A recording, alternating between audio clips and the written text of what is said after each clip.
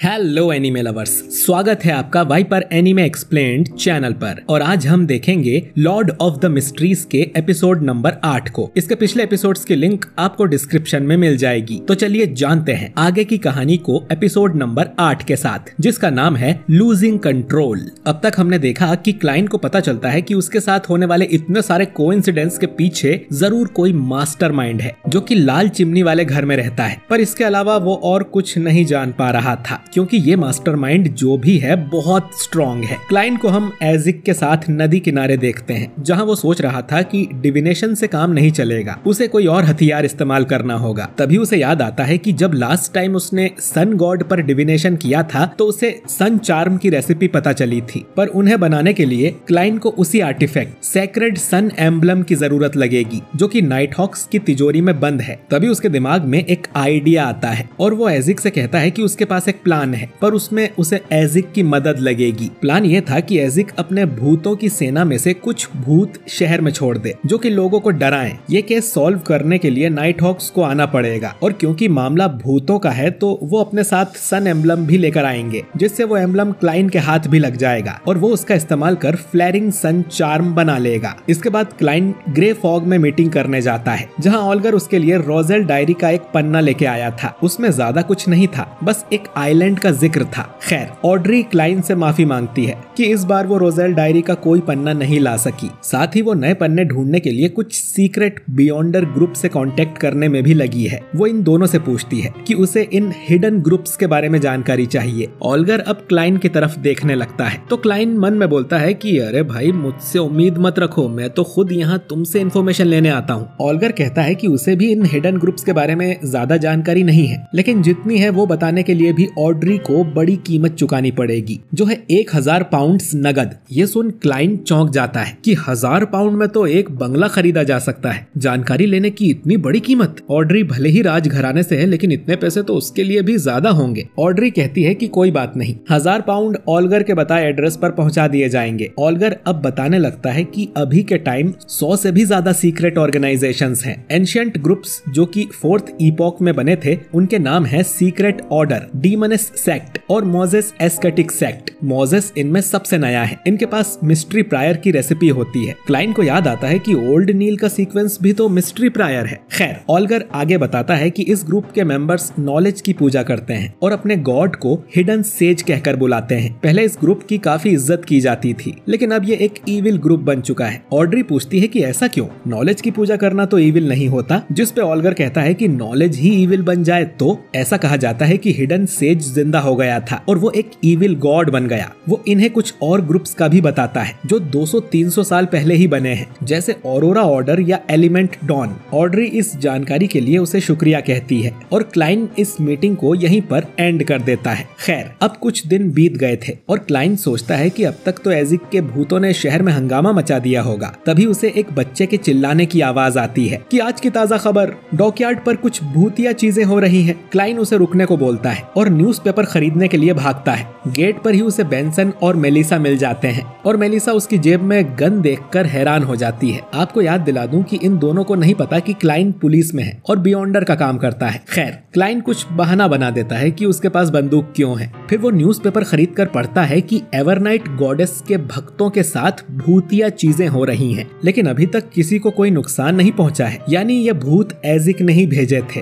Hounds pub में client नील और Harvey को बैठा देखता है। हार्वी पनिशर ब्रांच से है और सीक्वेंस 8 का बियॉन्डर है। हार्वी को किसी मिशन पर जाना था, पर नील कहता है कि दोस्तों के साथ थोड़ा बैठो तो सही। वो अब बियर का ऑर्डर देता है और उसका बिल हार्वी के नाम पर डलवाता है। वो दोनों डॉकयार्ड में हो रही भूतिया एक्टिविटी की भी बातें करते हैं, जो सुन क्लाइंट के पसीने छूट जाते हैं, क्योंकि ये सब वही करवा रहा था। काफी देर बैठने के बाद हार्वी यहाँ से जाने लगता है। वो क्लाइंट की भी तारीफ करता है कि तुम तो बहुत होनहार हो, तुम पनिशर्स को ज्वाइन क्यों नहीं कर लेते? वो जाते हुए नील से कहता है कि अगली बार तुमसे डबल बिल भरवाऊंगा। खैर, इसके बाद ये डन के पास जाते हैं, जिसे डॉकयार्ड पर चल रहे भूतिया इंसिडेंट के बारे में पता चल गया था। वो उसे सॉल्व करने के लिए लेनर्ड, किनली और नील को जाने को बोलता है। क्लाइंट बोलता है कि मुझे भी जाने दो, हो सकता है कि वहाँ डिविनेशन की जरूरत पड़े। ओल्ड नील कहता है कि मेरे तो घुटनों में दर्द रहता है, मैं कहाँ इस मिशन पर जाऊंगा। पर यह सुनकर कि उसे डबल पगार मिलेगी, वो तुरंत मान जाता है। क्लाइंट आगे बोलता है कि वहाँ भूत होंगे तो उन्हें भगाने के लिए सन एम्बलम वाला आर्टिफैक्ट ले जाना चाहिए। डन शुरू में तो मना करता है क्योंकि डॉकयार्ड में आम जनता भी होगी और कोई आम इंसान 1 घंटे भी एम्बलम के पास रहे तो पागल होकर प्रेज द सन करने लगेगा। लेकिन क्लाइन अपनी चिकनी चुपड़ी बातों से डन को मना ही लेता है और वो उन्हें सन एम्बलम ले जाने की परमिशन दे देता है। ये चारों फिर डॉकयार्ड पे पहुंच जाते हैं और लेनर्ड खुद को मेन कैरेक्टर समझ रहा था कि क्लाइन इतने बहाने मारकर उसके लिए यहाँ आया है और वो लेनर्ड का सीक्रेट जानना चाहता है। क्लाइन मन में कहता है कि अरे भाई तुम हो कौन, तुम्हारे सीक्रेट से किसी को फर्क नहीं पड़ता। अब एक पुलिस ऑफिसर गेट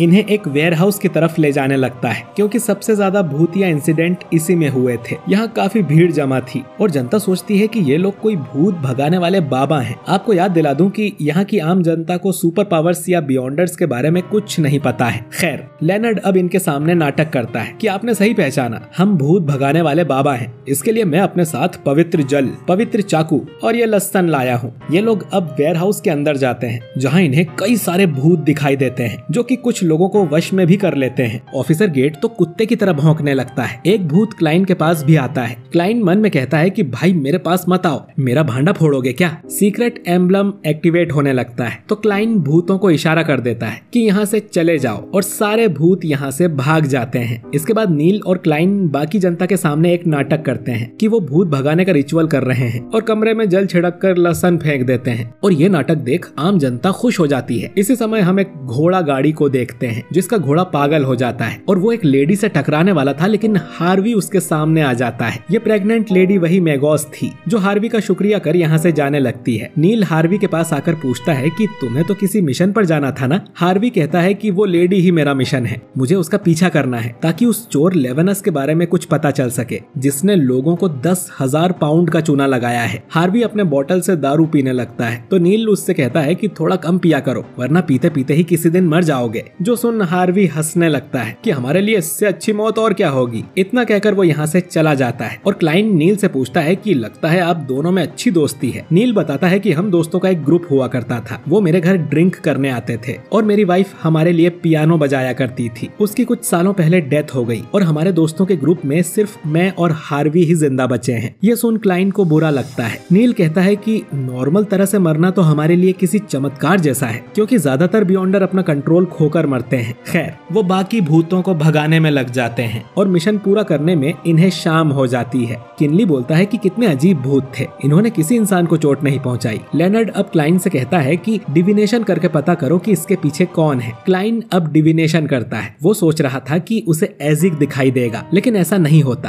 क्लाइन को लगता है कि एजिक हाई लेवल का बियॉन्डर होगा इसीलिए वो उसे डिविनेशन करके नहीं देख सकता। लेकिन क्लाइन को यहाँ पर एक उल्टे पिरामिड जैसी चीज दिखाई देती है। लेनर्ड कहता है कि वो इन्वर्टेड पिरामिड होगा जिन्हें डेथ के वंशजों ने बनाया था। डेथ एक इविल गॉड का नाम है। डेथ ने प्रीमोर्डियल डीमनस के साथ मिलकर द पेल डिजास्टर की शुरुआत की थी। क्लाइन सोचने लगता है कि उसने जो युद्ध का सीन देखा था वो पेल डिजास्टर का था और मिस्टर एजिक डेथ के वंशज हैं। फिर तो जिसने भी उनके बेटे की खोपड़ी चुराई है उसकी खैर नहीं। लेनर्ड कहता है कि अब हमें यहाँ से चलना होगा और हमेशा की तरह सिर्फ एक इंसान ही एम्बलम के साथ रहेगा और एक एक घंटे में ये शिफ्ट बदलते रहेंगे। सबसे पहले क्लाइन की बारी थी और ये सारा प्लान उसने इसी के लिए बनाया था और सन एम्बलम अब उसके पास है। क्लाइन अब सन चार्म बनाने का रिचुअल करता है और सन गॉड से प्रे करता है। उसका रिचुअल कामयाब भी हो जाता है और वो 2 सन चार्म्स को बना लेता है और तभी एक मॉन्स्टर इनके जहाज पर हमला कर देता है। ये एक बियॉन्डर ही था जो अपना कंट्रोल खोकर एक मॉन्स्टर बन गया है। क्लाइन उस पर गोलियां चलाता है पर उसे कुछ नहीं होता तो लेनर्ड यहाँ आके उस मॉन्स्टर से लड़ने लगता है और क्लाइन से कहता है कि एम्बलम को लेकर यहाँ से भाग जाओ। क्लाइन वो एम्बलम किनली को देकर उसे यहाँ से भगा देता है और नील भी पुलिस से कहकर इस एरिया को खाली करवा देता है। ये मॉन्स्टर एक सीक्वेंस 8 का बियॉन्डर हुआ करता था इसीलिए इसे हराना काफी मुश्किल हो रहा था। क्लाइन उसे पकड़ने के चक्कर में खुद एक रस्सी से लटक जाता है और लात मार के उस मॉन्स्टर को किनारे की तरफ फेंक देता है। यहाँ नील नाइट स्लम्बर चार्म का इस्तेमाल कर उस मॉन्स्टर को पकड़ लेता है और लेनर्ड मिडनाइट पोयम सुनाकर उसे सुला देता है। उसके पास से एक दारू की बोतल भी निकल के गिरती है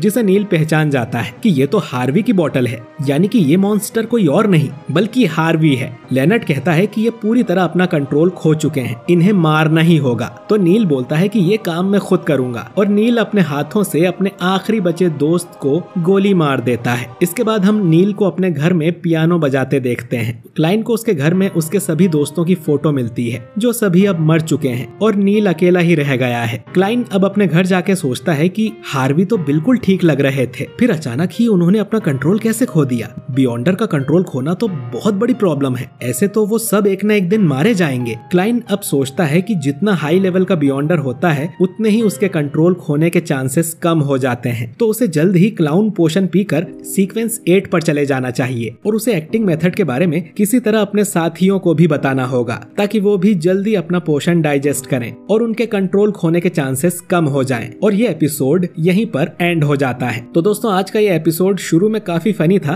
और आखिर में उतना ही सैड भी, लेकिन अगला एपिसोड तो और भी सैड होने वाला है। उसमें क्लाइन सीक्वेंस 8 का पोशन पिएगा और कुछ खतरनाक चीजें होने वाली हैं। अगर आप चाहते हो कि मैं अगला एपिसोड भी एक्सप्लेन करूं तो कमेंट करिए ओल्ड मैन। बाकी वीडियो अच्छा लगा हो तो इसे लाइक और शेयर कीजिए, और अगर आप हमारे चैनल वाइपर एनीमे एक्सप्लेन्ड पर नए हैं तो हमारे चैनल को सब्सक्राइब करके बेल आइकन जरूर दबाइए। मैं मिलता हूं आपसे बहुत ही जल्द अगले वीडियो के साथ। शुक्रिया।